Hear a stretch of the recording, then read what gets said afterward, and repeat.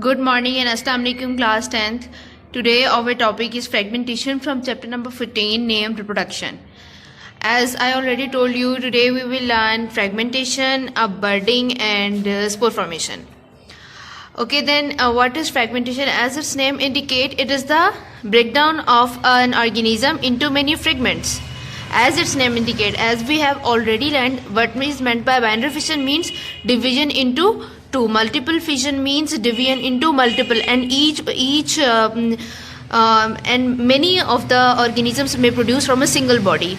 That was multiple fission, and now we are going to read fragmentation.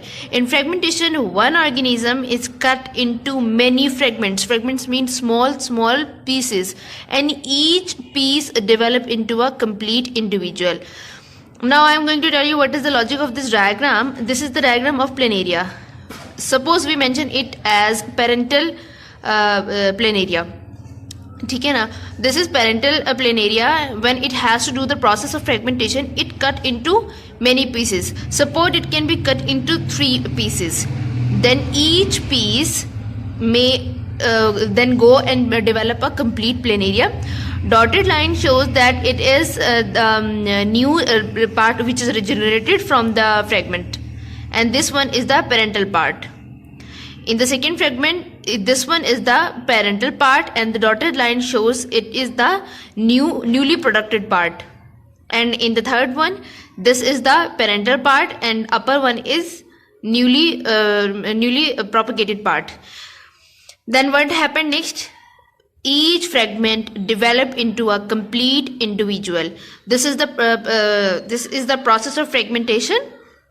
As your book shows that it occur in many certain worms when they grow to full size. Of course, reproduction happens when an organism reaches to its adult age. It's mean worms when grow to full size, they start fragmentation. They break up to 8 or 9 pieces. In this diagram, they have shown only 3 fragments.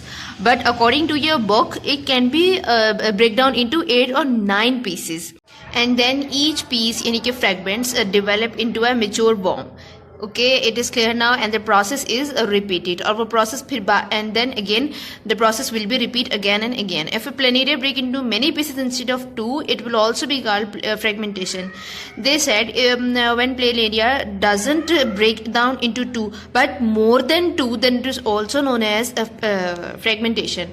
Now we are going to discuss budding. Here you go for budding. As its name indicate, all the process of asexual reproduction, all the names indicate the process. As you know, what is this? A budding. It's mean a bud is formed. What is bud? A bud is a small outgrowth on a parent's body. Small outgrowth, just like this outgrowth. This is the small outgrowth formed on the surface of parent body is known as bud. But they are showing budding in yeast. They are taking yeast as an example of budding. Firstly, you see this is the parental yeast. Then what happened? A small outgrowth which is known as bud start to develop from the parental body. Then what happened next? The nucleus divide. As you know, this one is the most important step. You have already studied in grade 9th in mitosis and meiosis. Firstly, nucleus divide, and then 2 daughter cells form. In this case, same thing happened, nucleus divide. Then what happened? Nucleus move in bud. When there one nucleus will move to in the bud. Then pinching will start, and 2 daughter yeast will be formed. Only one parent involved in the whole process. Then it is asexual reproduction, and the daughter yeast is exactly to the same of their parental. They are exact copies of their each other. This is the whole process of fragmentation. You may also read the book. Same phenomena has been described in your book. Okay, then we are going to read budding in hydra. Yep, now I am showing you budding in hydra. Same process is occur in hydra, so there is no need to mention or label it. So I have simplified draw a diagram for you. This is the hydra. There are tentacles present on the upper surface of the hydra. Firstly, you see they develop a small outgrowth. This is known as outgrowth or bud. Because this is budding, it's mean bud will form on the surface of parental body. Then what happened with hydra? It will start to start to the division of cells, and small hydra has been developed on the surface of parental body. Then it tries to detach from the parent body, and in the next step it is completely detached from the parental body, and now it is ready to start its own life and ready to carry out its life activities by itself. Only one parent is involved in the whole process, and two daughter hydra has been produced. Then it is asexual reproduction, and it is a budding, in which a bud may form, and the process of reproduction can be go on. In your book, they have also discussed about corals.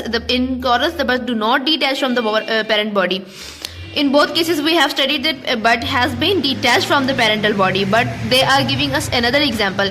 In corals, buds do not detach from the parent body. Is that clear? Corals form big colonies. They do not detach from the parent body, and they form big colonies because they do not detach. They form layers of corals. They develop they develop islands on the rivers or oceans, and grow into organism by remaining attached to the parent body. This is the life cycle of corals, that they do not detach from the parent body. They form big colonies. So this is the phenomena for budding in corals. We have studied budding in yeast, budding in hydra, and budding in corals. We have studied 3 conditions of budding. Now we are going to read spore formation.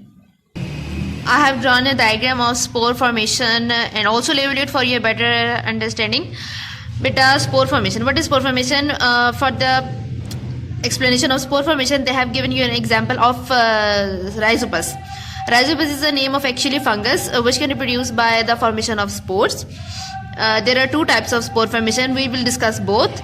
The spores which can be scattered outside the body and present outside, then it is known as spores. Normally spores, when the spores are produced inside the body, then they are known as endospores.